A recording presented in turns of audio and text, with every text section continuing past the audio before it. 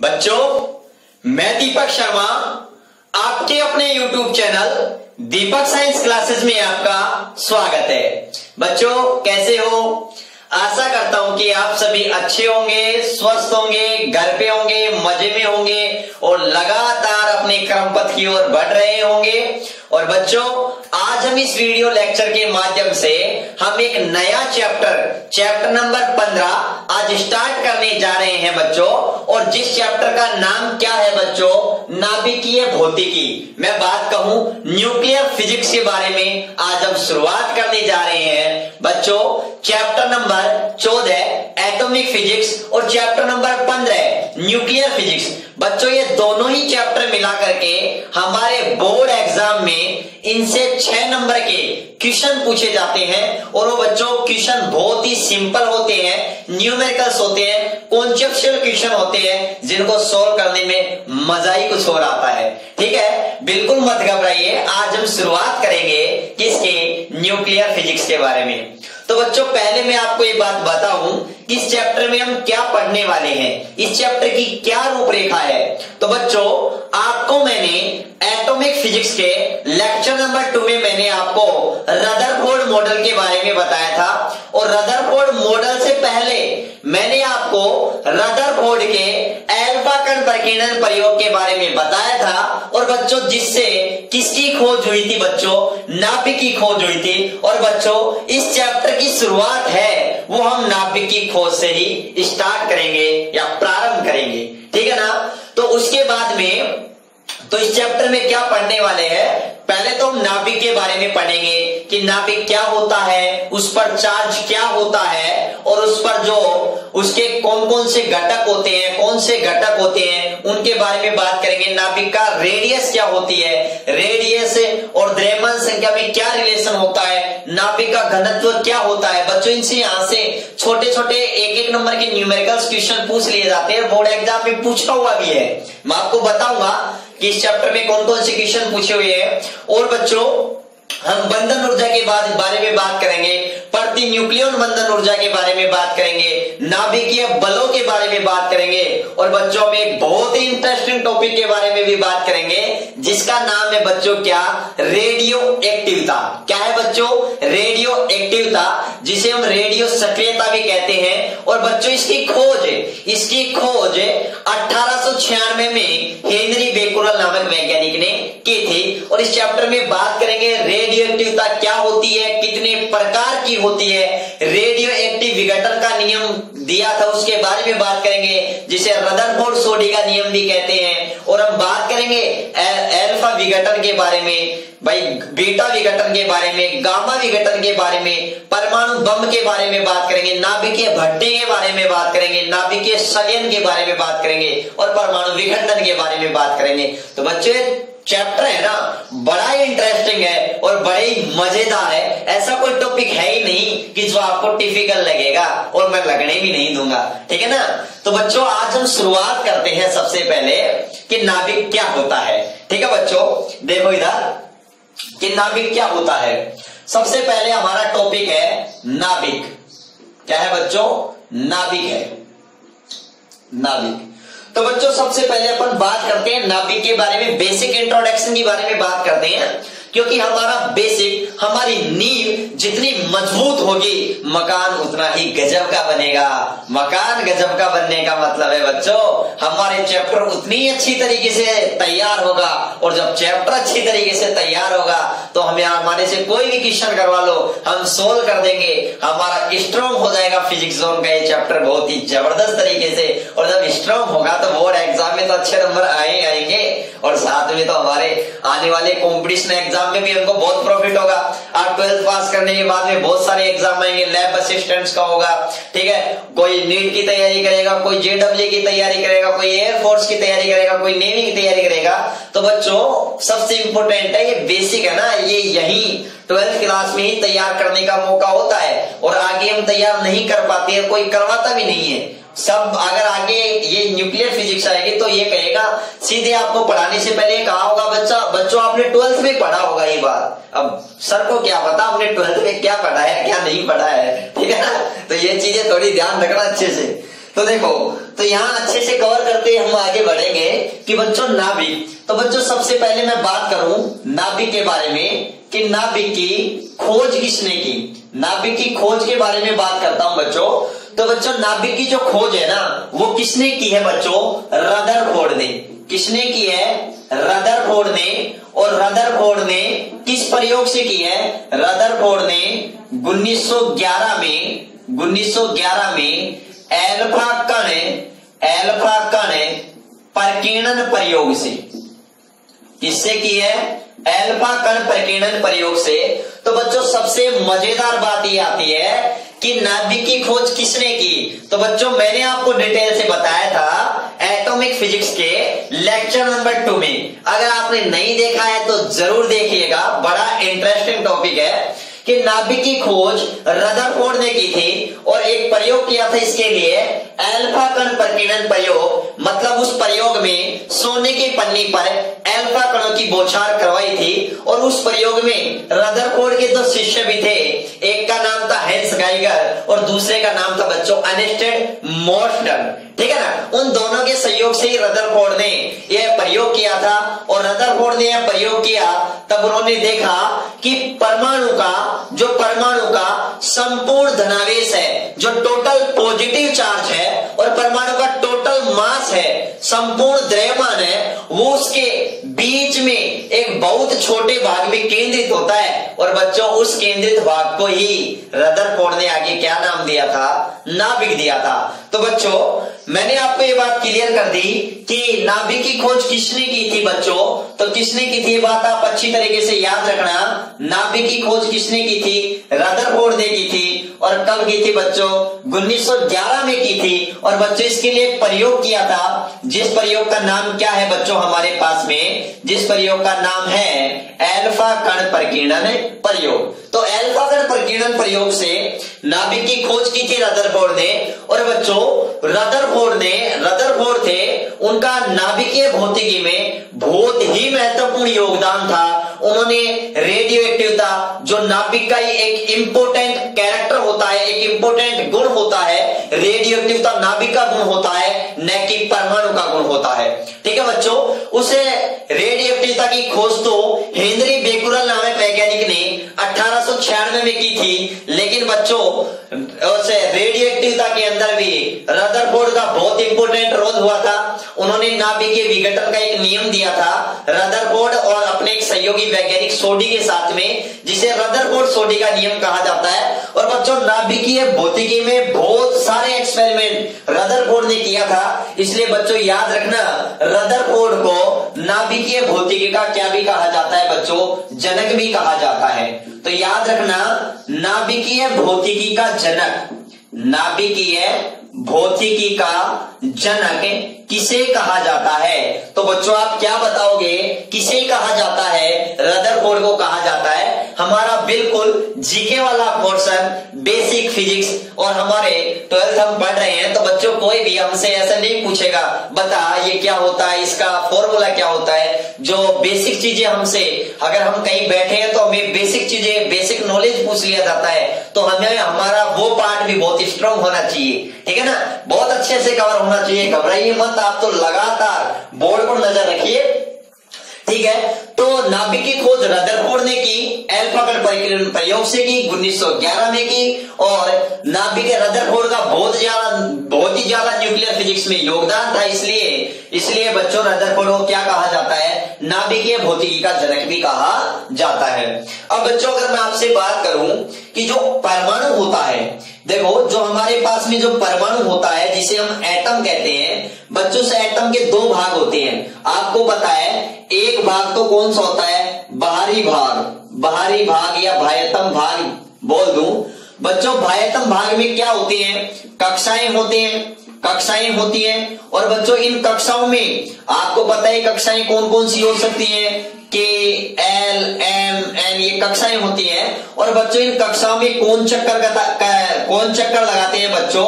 Electron in कक्षाओं में क्या करते हैं बच्चों? चक्कर लगाते हैं। क्या लगाते हैं? चक्कर लगाते हैं। और जबकि परमाणु का जो आंतरिक भाग होता है बच्चों, कौन सा भाग होता है? आंतरिक भाग, इंटरनल पार्ट होता है, जिसे हम बच्चों केंद्रीय भाग भी कहते हैं। कौन सा भाग कहते हैं? केंद्रीय भाग भी कहते हैं। बच्चों इस केंद्रीय भाग को क्या कहा जाता है? नाभिक कहा जाता है। क्या कहा जाता है बच्चों? नाभिक कहा जाता है। और बच्चों नाभिक में कौन कौन होते हैं? Proton plus neutron. ये बात आप अच्छी तरीके से ध्यान रखना बच्चों कि परमाणु को मुख्यतः दो भागों में बांटा गया है।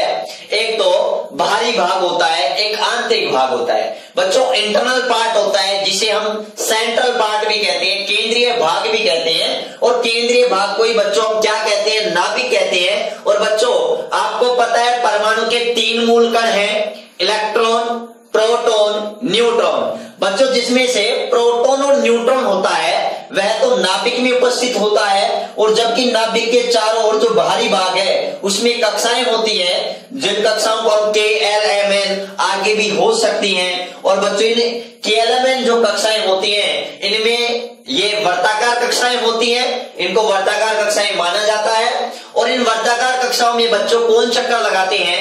इलेक्ट्रॉन चक्कर लगाते हैं। कौन चक्कर लगाते हैं? इलेक्ट्रॉन चक्कर लगाते हैं। अब देखिए बच्चों उसके बाद में अगर मैं इसका डायग्राम के माध्यम से अगर मैं आपको बताऊं तो देखिएगा ये हमारे पास में बच्चों क्या है? ये हमारे पास में है नाभिक, ठीक है। और नाभिक के चारों ओर ये हमारे पास में क्या है? एटम है, ये पूरा एटम है, ठीक है। तो बच्चों याद रखना ये हमारे पास में क्या है? परमाणु है, परमाणु है, ठीक है बच्चों। और इस वर्ताकार कक्षाओं में या ये मैं कहूं ये वर्ताकार कक्षाएं, ये पूरा परमाणु है। इसमें बच्चों ये कौन है? इलेक्ट्रॉन है, इलेक्ट्रॉन है, ठीक है बच्चों। और आपको पता है बच्चों कि जो इलेक्ट्रॉन है, इलेक्ट्रॉन है इसकी जो खोज की थी बच्चों वो किसने की थी बच्चों? J.J. थॉमसन ने खोज की थी। किसने खोज की थी? J.J. थॉमसन ने खोज की थी। कब की थी? 1897 में। कब की थी? 1897 में खोज की थी। और खोज किससे की थी बच्चों? वो खोज कैथोड किरणों से की थी। किस किरणों से की थी? कैथोड किरणों से इलेक्ट्रॉन की खोज की थी। और बच्चों इलेक्ट्रॉन जो नाम दिया था, इलेक्ट्रॉन जो नाम दिया था वो नाम किसने दिया था बच्चों?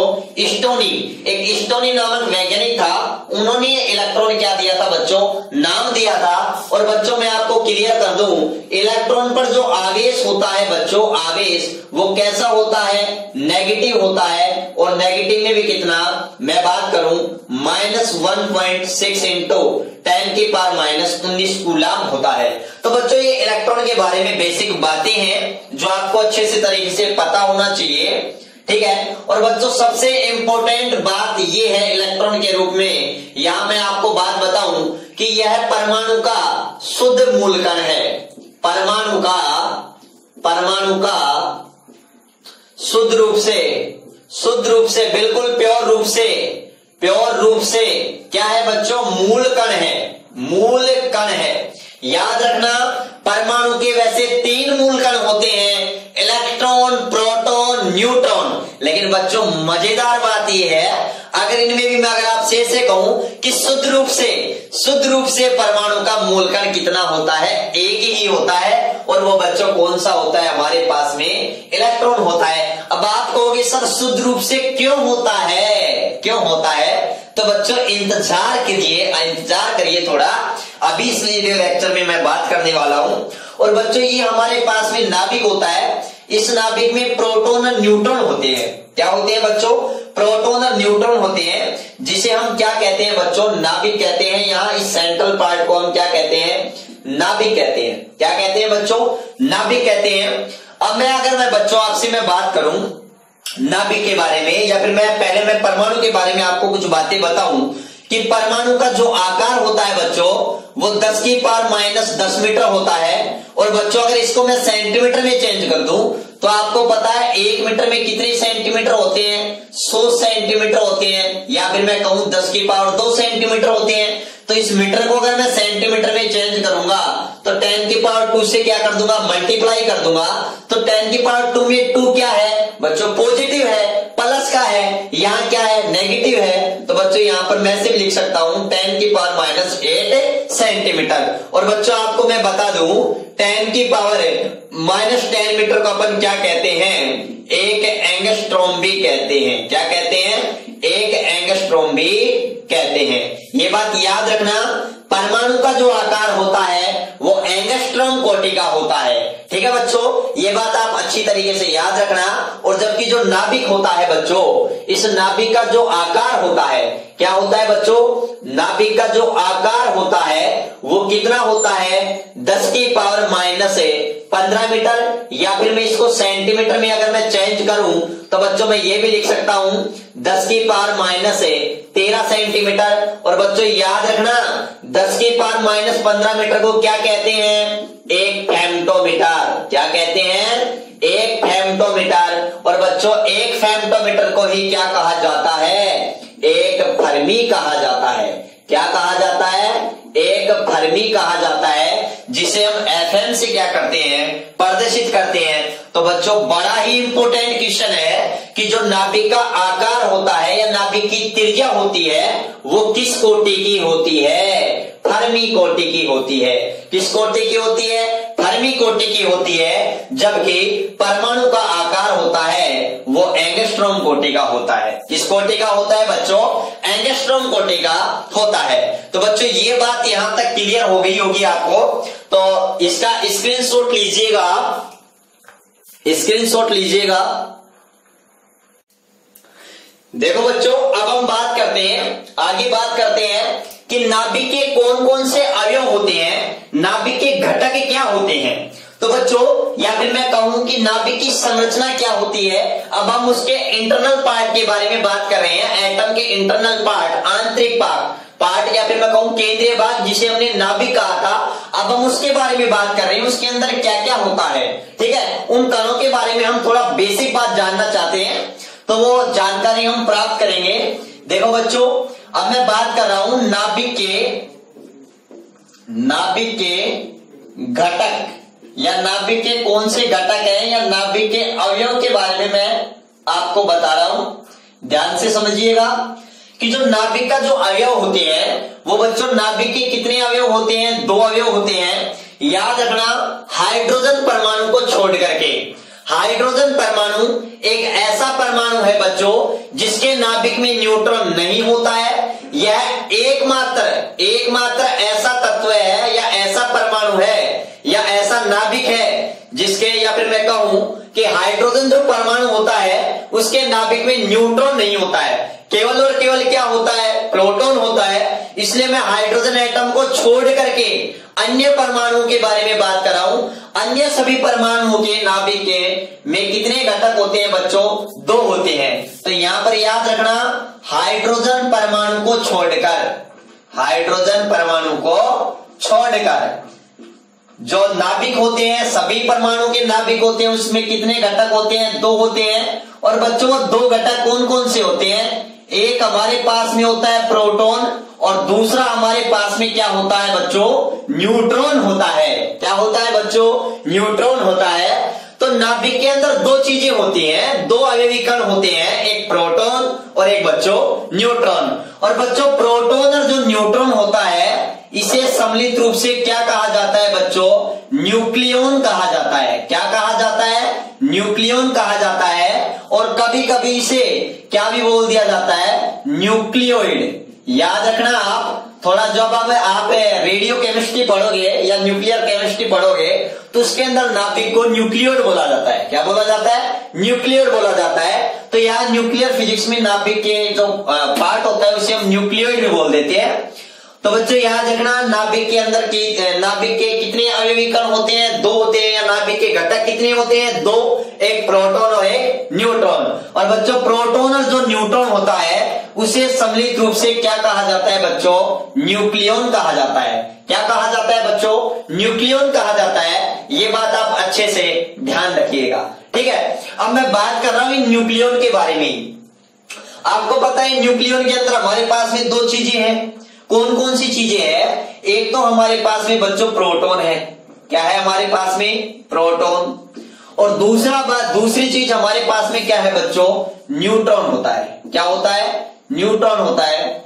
इन दोनों के बारे में हम बात करेंगे, कुछ बेसिक बात करेंगे कि सबसे पहले मैं बात करता हूं इनके खोज के बारे में। इनके किसके बारे में? खोज के बारे में बात करता हूं।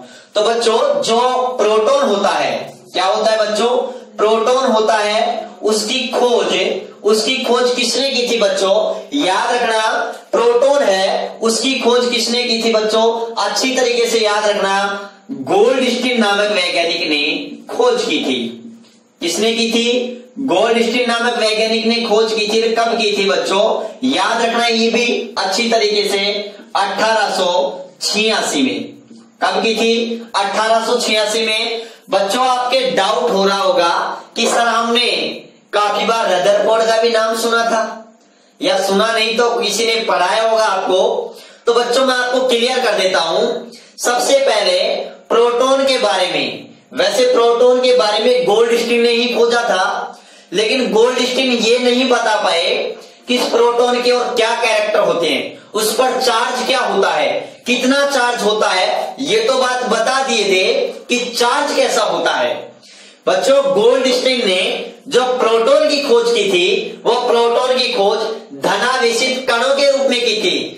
गोल्डस्टीन ने ये नहीं कहा था ये प्रोटॉन है, गोल्डस्टीन ने ये कहा था कि ये धनावेशित कण है।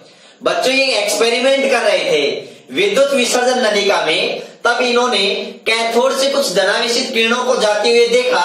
तब उन किरणों को क्या कहा बच्चों? उन्होंने कुछ एनोड से कैथोड की ओर किरण जा रही थी, जिनको इन्होंने केनाल किरण कहा। और बच्चों, केनाल किरण धनावेशित कणों से मिलकर बनी होती थी। और बच्चों, उन धनावेशित कणों को ही बाद में क्या कहा गया था? प्रोटॉन कहा गया था। क्या कहा गया था? प्रोटॉन कहा गया था। तो वैसे प्रोटॉन के बारे में या फिर मैं कहूं धनावेशित कणों के रूप में प्रोटॉन की खोज गोल्डस्टीन ने की। कब की? 1886 में। लेकिन बाद में रदरफोर्ड नामक वैज्ञानिक ने सन 1919 में यह स्पष्ट कर दिया कि ये प्रोटॉन परमाणु के नाभिक में होता है। किसमें होता है? नाभिक में होता है। तो याद रखना बच्चों, प्रोटॉन नाभिक के अंदर उपस्थित होता है। यह बात किसने बताई थी? रदरफोर्ड ने बताई थी। और रदरफोर्ड ने नाभिक के बहुत सारे गुण भी बताए थे, इसलिए काफी जगह इसका श्रेय किसे भी दिया जाता है? रदरफोर्ड को भी दिया जाता है। लेकिन बच्चों, वास्तविकता ये है, अपनी एनसीईआरटी की बुक यही कहती है कि प्रोटॉन की खोज किसने की थी? गोल्डस्टीन ने की थी। याद रखना। और नाम किसने दिया था बच्चों? ये याद रखना, नाम रदरफोर्ड ने दिया था। ये 100% क्लियर है, नाम रदरफोर्ड ने ही दिया था प्रोटॉन का, प्रोटॉन नाम। ठीक है बच्चों। न्यूट्रॉन की खोज किसने की थी बच्चों? न्यूट्रॉन की खोज जेम्स चैडविक नामक वैज्ञानिक ने की थी। किसने की थी? जेम्स चैडविक नामक वैज्ञानिक ने की थी। जेम्स चैडविक ने। और बच्चों, कब की थी?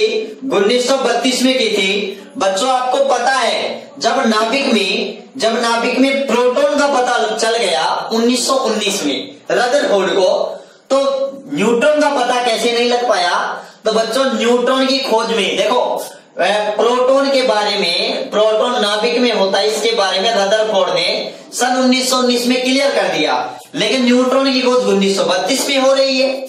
ऐसा कैसे हो सकता है? जब हम नाभिक की खोज कर चुके, नाभिक के बारे में जान चुके, उसके अंदर प्रोटॉन के बारे में भी पता लगा लिया, फिर हम बात कर रहे हैं कि न्यूट्रॉन की खोज 1932 में हुई। तो बच्चों, न्यूट्रॉन की खोज में देरी का कारण क्या था? न्यूट्रॉन की उदासीन प्रकृति। न्यूट्रॉन उदासीन होता है, यही इसकी खोज में देरी का कारण है। क्या है? देरी का कारण है। ये बात आप अच्छी तरीके से ध्यान रखिएगा।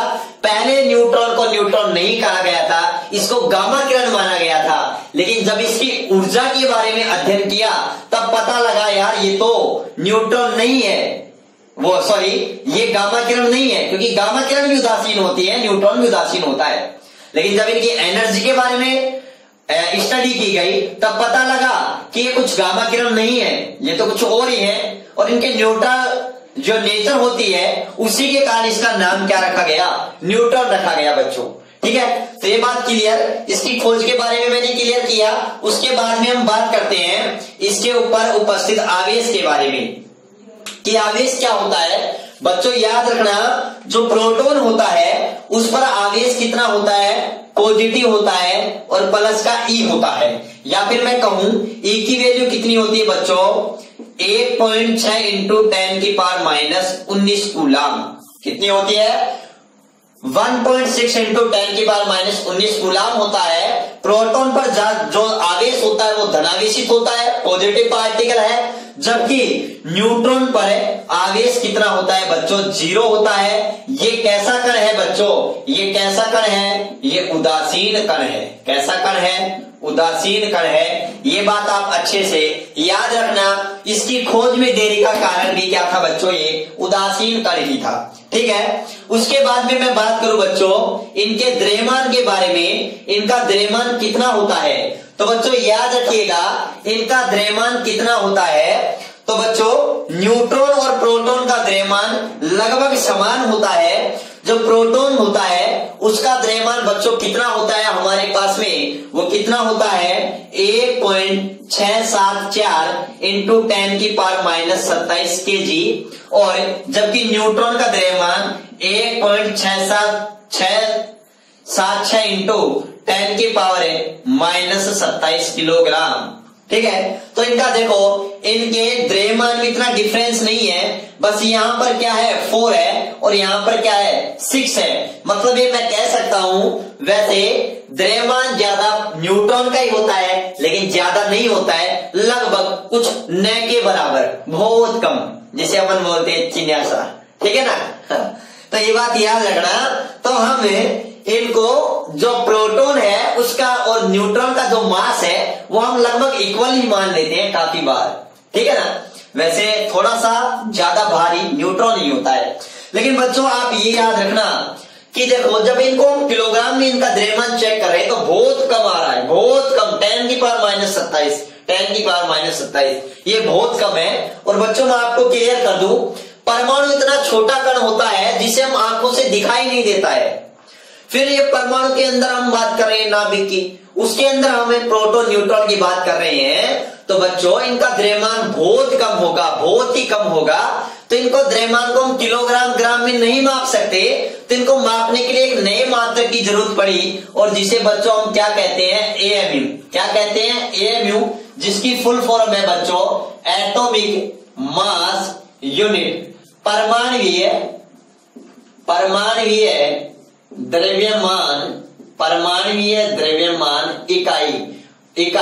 और बच्चों वर्तमान में इसे केवल एएमयू से प्रदर्शित नहीं करके केवल यू से प्रदर्शित करते हैं। और यू का मतलब क्या है बच्चों, यूनिफाइड। क्या होता है बच्चों, यूनिफाइड होता है, एकीकृत द्रव्यमान होता है। तो बच्चों याद रखना हमें किलोग्राम से ज्यादा इस चैप्टर में एएमयू के अंदर जरूरत पड़ेगी जब हम द्रव्यमान क्षति वगैरह ज्ञात करेंगे। ठीक है ना। तो याद रखना इसका जो हमारे पास में जो प्रोटॉन होता है उस प्रोटॉन का जो द्रव्यमान होता है एएमयू के अंदर वो कितना होता है, वो होता है 1.00727 एएमयू। और जबकि हमारे पास में जो न्यूट्रॉन होता है उस न्यूट्रॉन का जो हमारे पास में द्रव्यमान वो होता है वो कितना होता है 1.00866 एएमयू। तो बच्चों ये हमारे पास में इसका मास एएमयू के अंदर हो गया। उसके बाद में मैं बात करूं बच्चों और थोड़ी सी अच्छी बात करूं तो बच्चों याद रखना इसकी जो मैं भेदन क्षमता के बारे में बात करूं, किसके बारे में बात करूं, थोड़ी भेदन क्षमता के बारे में बात करूं तो याद रखना बच्चों जो हमारे पास में प्रोटॉन होता है इस प्रोटॉन की भेदन क्षमता कम होती है, मतलब निम्न होती है, जबकि न्यूट्रॉन की भेदन क्षमता क्या होती है बच्चों, उच्च होती है, उच्च कोटि की होती है। इसलिए हम काफी बार जब नाभिक के विखंडन करवाते हैं तब हम न्यूट्रॉनों की क्या करवाते हैं, बौछार करवाते हैं, जिसके बारे में हम इस चैप्टर के एंड के अंदर पढ़ेंगे। ठीक है। और बच्चों सबसे इंपॉर्टेंट बात मैंने क्यों कहा था कि प्रोटॉन और न्यूट्रॉन परमाणु के शुद्ध रूप से मूल कण नहीं है। क्योंकि बच्चों इनका जो निर्माण होता है ना वो किससे होता है, क्वारक कणों से निर्माण होता है। किससे निर्माण होता है, क्वारक कणों से निर्माण होता है। बच्चों याद रखना ये क्वारक कण, ठीक है, ये 6 प्रकार के होते हैं, अप डाउन टॉप बॉटम, ठीक है ना, इस टाइप से 6 प्रकार के होते हैं। याद रखना बच्चों, सबसे इंपॉर्टेंट पॉइंट है, बहुत मजेदार पॉइंट है, बहुत जबरदस्त तरीके से आपको समझना है कि जो हमारे पास में जो प्रोटॉन है और न्यूट्रॉन है, उनका निर्माण क्वारक कणों से होता है। क्वारक कणों से, उनका निर्माण भी क्वारक कणों से होता है। जबकि इलेक्ट्रॉन तो खुद एक मेन प्रमुख अकेला फंडामेंटल पार्टिकल, जिसका निर्माण किसी से भी नहीं होता है, स्वयं का स्वयं ही होता है। ठीक है ना, इसलिए वो तो शुद्ध रूप से, जबकि इनका निर्माण भी क्वारक कणों से होता है। इसलिए प्रोटॉन और न्यूट्रॉन का निर्माण क्वारक कणों से होने के कारण इनको परमाणु का शुद्ध रूप से मूलकण नहीं माना जाता है। ठीक है बच्चों, ये बात आप अच्छी तरीके से याद रखना। और इंपॉर्टेंट बात ये है बच्चों कि जब प्रोटॉन होता है ना, प्रोटॉन, इस प्रोटॉन का जो निर्माण होता है वो 2 अप क्वारक प्लस 1 डाउन क्वारक से होता है। ठीक है, जबकि जो न्यूट्रॉन होता है, हमारे पास में जो न्यूट्रॉन होता है, इसका निर्माण 1 अप क्वारक और प्लस 2 डाउन क्वारक से होता है। किससे होता है? 2 डाउन क्वारक से होता है। और बच्चों मैं आपको देखो बहुत अच्छी तरीके से, मैं आपको बिल्कुल अच्छी तरीके से क्लियर करूंगा, आप अच्छी तरीके से समझिएगा कि अप क्वारक और डाउन क्वारक। देखो जहां पर ये बात अच्छी तरीके से याद रखना, क्यू का मतलब क्या है? चार्ज, आवेश। जो अप क्वारक होता है उस पर जो चार्ज होता है, जो अप क्वारक होता है बच्चों, उस पर जो आवेश होता है हमारे पास में, वो कितना होता है? +2e upon 3। और जो हमारे पास में जो डाउन क्वारक होता है बच्चों, डाउन क्वारक होता है, उस पर जो आवेश होता है वो माइनस का आवेश होता है। कितना होता है? -e अपॉन 3 होता है। अब ध्यान से समझना, ये हमारे पास में प्रोटॉन है, ये हमारे पास में प्रोटॉन है। क्या है बच्चों? प्रोटॉन मान लिया मैंने, चलो ये प्रोटॉन मान लिया, प्रोटॉन। तो मैंने कहा इस प्रोटॉन का निर्माण 2 अप क्वारक से होता है। ये मेरे पास में 2 अप क्वारक है। अब चलो आपको मैं यू से इंडिकेट कर रहा हूं, और एक मेरे पास में डाउन क्वारक है। अब देखो बच्चों, यहां पर आपके पास में 2 अप क्वारक है, 2 अप क्वारक है। तो एक पर आवेश बच्चों, एक पर आवेश कितना होता है? 2e प्लस का 2e अपॉन 3 होता है। तो आपके पास ये टोटल चार्ज कितना हो गया? 4e अपॉन 3 हो गया। जबकि आपके पास में यहाँ एक डाउन क्वारक है, तो डाउन क्वारक 1 है, तो इस पर आवेश आपके पास कितना हो गया? -e upon 3। तो बच्चों आपके पास टोटल चार्ज प्रोटॉन पर कुल आवेश की अगर मैं बात करूं तो कुल आवेश कितना होगा? 4e अपॉन 3 -e अपॉन 3, क्योंकि ये प्लस का, ये माइनस का है। तो बच्चों गौर करके देखिएगा, या हमारे पास में कितना बचेगा? 3e, 4e में से e गया तो बच्चों ये पॉजिटिव है, ये भी याद रखना। तो 3 से 3 कैंसिल हो जाएगा, तो हमारे पास में जो प्रोटॉन पर आवेश बचेगा वो प्लस का e ही तो बचेगा। और यही बात मैंने आपको बताई थी कि प्रोटॉन पर जो आवेश होता है वो प्लस का e होता है। ये बात ध्यान से समझिएगा। दूसरा हमारे पास में जो न्यूट्रॉन होता है बच्चों, न्यूट्रॉन का निर्माण एक तो अप क्वारक से होता है और 2 डाउन क्वारक से होता है। मैंने पहले ही बता दिया, एक अप क्वारक है तो इस पर आवेश -e अपॉन 3 हो गया।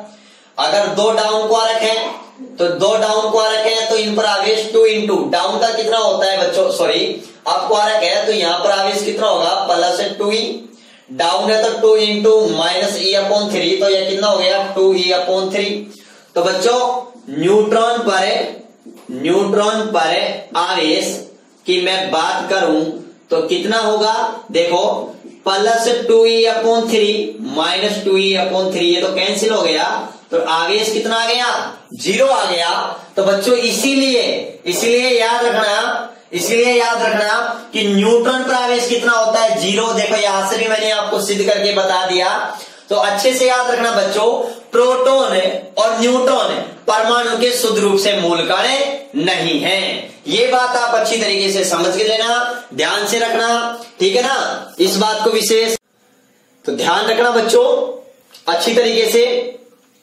अब देखो यहां एक बात और हमारे पास में निकल करके आती है कि जो परमाणु, जो नाभिक होता है, उस नाभिक के अंदर 2 चीजें होती हैं, एक प्रोटॉन और एक न्यूट्रॉन। और बच्चों बहुत ही मजेदार बात तो ये है कि ये प्रोटॉन न्यूट्रॉन, ये प्रोटॉन आपने स्क्रीनशॉट ले लिया, नहीं लिया है तो जरूर जल्दी स्क्रीनशॉट लीजिएगा। आप सभी ने स्क्रीनशॉट ले लिया होगा। चलिए अब हम बात करते हैं तो देखो, जो परमाणु के अंदर मैं बात कर रहा था, ये प्रोटॉन और नाभिक के अंदर जो प्रोटॉन और न्यूट्रॉन होते हैं बच्चों, ये आपस में एक बल के द्वारा बंधे होते हैं। और बच्चों उस बल को अपन क्या कहते हैं? नाभिकीय बल कहते हैं। याद रखना बच्चों, इस नाभिकीय बल के बारे में भी हम इस चैप्टर में डिटेल से पढ़ने वाले हैं। आप बिल्कुल मत घबराइए। सबसे इंपॉर्टेंट पॉइंट हमारे पास में एक बार फिर से आ रहा है कि नाभिकीय बल, जिसके बारे में हम आगे चैप्टर में पढ़ेंगे। बहुत अच्छा टॉपिक है। तो जो नाभिकीय बल होता है ना बच्चों, उसी के कारण ये नाभिक के अंदर प्रोटॉन और न्यूट्रॉन क्या होते हैं? बंधे होते हैं। ये बात आप अच्छी तरीके से ध्यान रखना। और बच्चों इंपॉर्टेंट बात, नाभिकीय बलों की खोज किसने की थी? युकावा नामक वैज्ञानिक ने की थी। ये भी हमें थोड़ा अपना जनरल साइंस के तौर पर अच्छी तरीके से याद रखना है कि नाभिकीय बलों की खोज युकावा नामक वैज्ञानिक ने की थी। और बच्चों इंपॉर्टेंट बात कि जो नाभिकीय बल होते हैं वो किस कण के विनिमय के कारण या किस कण के आदान प्रदान के कारण उत्पन्न होते हैं। तो बच्चों ये बात याद रखना। या फिर मैं कहूं, नाभिकीय बलों के लिए कौन सा कण उत्तरदायी होता है? तो बच्चों याद रखना, मेसोन कण। कौन से कण? मेसोन कण नाभिकीय बलों के लिए उत्तरदायी होते हैं। और बच्चों नाभिकीय बल होता है वह प्रकृति का सबसे प्रबल बल है। क्या है? सबसे प्रबल बल है। याद रखना, ये नाभिकीय बल ही नाभिक में प्रोटॉन और न्यूट्रॉन को आपस में बांधे रखता है। ठीक है, ठीक है बच्चों। अब मैं बात करने वाला हूं आपसे कि किसी भी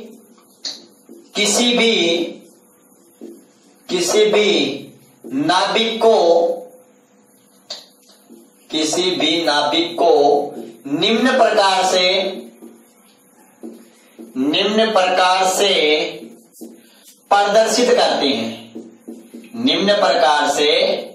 प्रदर्शित करते हैं। अब आप कहोगे सर कैसे प्रदर्शित करते हैं?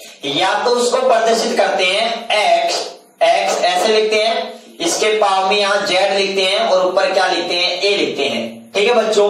या फिर कैसे प्रदर्शित करते हैं बच्चों? या फिर इसको ऐसे भी लिख सकते हैं, एक्स जेड यहां और ए यहां। आप कैसे भी प्रदर्शित कर सकते हो, कोई दिक्कत वाली बात नहीं है। बच्चों याद रखना, यहां पर जो एक्स है, यहां पर जो हमारे पास में जो एक्स है ना बच्चों, एक्स है, ये एक्स क्या है? तत्व का प्रतीक। हम किस तत्व का बात कर रहे हैं या किस तत्व के नाभिक के बारे में बात कर रहे हैं, उस तत्व का क्या है बच्चों? ये प्रतीक है। क्या है? प्रतीक है। यहां पर बच्चों ये जेड है ना, ये जेड क्या है बच्चों? परमाणु क्रमांक। क्या है बच्चों? परमाणु क्रमांक है, जिसे अपन जेड से प्रदर्शित करते हैं। और बच्चों याद रखना, परमाणु क्रमांक किसे कहते हैं? किसी भी परमाणु के नाभिक में जो प्रोटॉन की संख्या होती है, क्या होती है? प्रोटॉन की संख्या। बच्चों किसी भी परमाणु के नाभिक में जो प्रोटॉन की संख्या होती है उसे ही क्या कहा जाता है? परमाणु क्रमांक कहा जाता है। मतलब में मैं कह सकता हूं कि Z बराबर P, जो परमाणु क्रमांक होता है वही क्या होता है बच्चों? प्रोटॉन की संख्या होती है। क्या होती है? प्रोटॉन की संख्या होती है।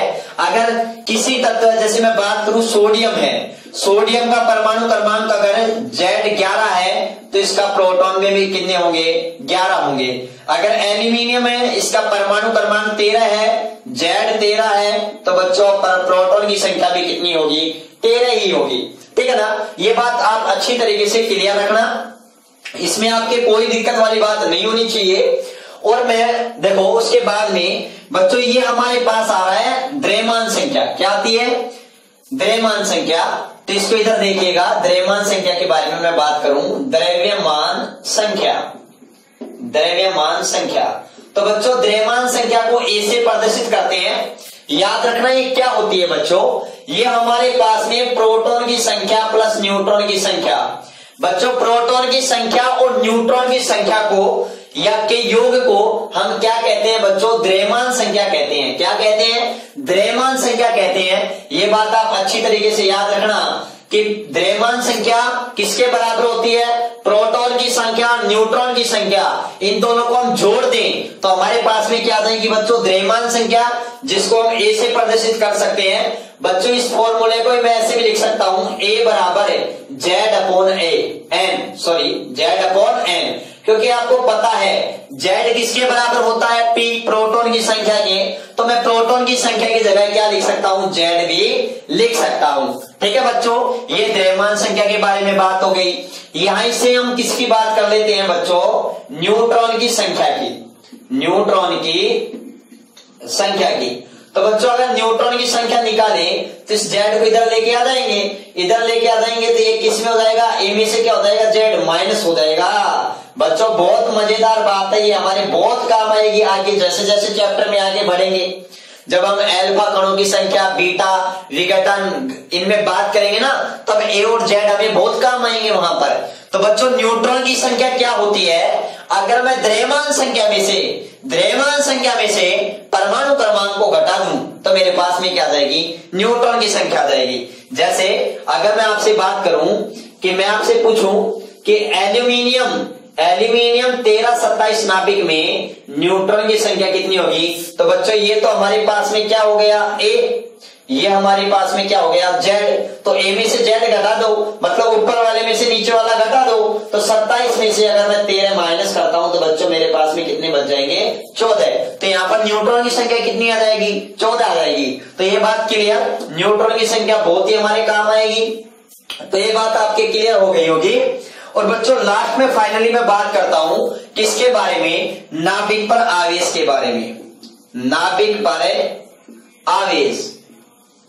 बच्चों जो नाभिक पर जो आवेश होता है वो कैसा होता है, पॉजिटिव आवेश होता है। और वो पॉजिटिव आवेश बच्चों किसके कारण होता है, प्रोटॉन के कारण होता है। मैंने आपको बताया था, क्या बताया था कि हमारे पास में ये कोई नाभिक है, ये क्या है, हमारे पास में कोई नाभिक है।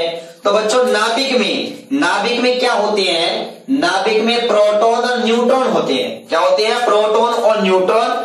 और इनके नाभिक के चारों ओर वर्ताकार कक्षाओं में कौन चक्कर लगाते हैं बच्चों, इलेक्ट्रॉन चक्कर लगाते हैं। क्या चक्कर लगाते हैं, इलेक्ट्रॉन। और बच्चों इलेक्ट्रॉन की अगर मैं बात करूं तो इलेक्ट्रॉन पर तो कैसा आवेश होता है बच्चों, इलेक्ट्रॉन पर तो नेगेटिव चार्ज होता है। कैसा चार्ज होता है, नेगेटिव चार्ज होता है। लेकिन बच्चों याद रखना, नाभिक के अंदर प्रोटॉन और न्यूट्रॉन होता है, जिसमें ये प्रोटॉन होता है वो तो कैसा होता है, धनावेशित होता है, जबकि न्यूट्रॉन कैसा कण होता है, उदासीन कण होता है। तो इस नाभिक पर जो आवेश होगा वह किसके कारण होगा, केवल प्रोटॉन के कारण होगा। अरे किसके कारण होगा, प्रोटॉन के कारण होगा। और बच्चों प्रोटॉन के कारण कैसा आवेश होगा, नाभिक पर धनावेश होगा। तो ये बात अच्छी तरीके से समझ लीजिएगा कि नाभिक पर जो आवेश होता है वो कैसा होता है बच्चों, पॉजिटिव होता है। और पॉजिटिव कितना होता है बच्चों, आपको ये भी पता होना चाहिए, वो होता है प्लस ZE। अब बच्चों यहां पर एक समझने वाली बात अच्छी तरीके से, पहली बात कि नाभिक पर आवेश होता है वो तो पॉजिटिव होता ही है, इसलिए यहां पर ये पॉजिटिव चिन्ह आया है। आप कहोगे सर Z कैसे, अरे बच्चों Z क्या होता है, Z तो होता है हमारे पास में प्रोटॉन की संख्या।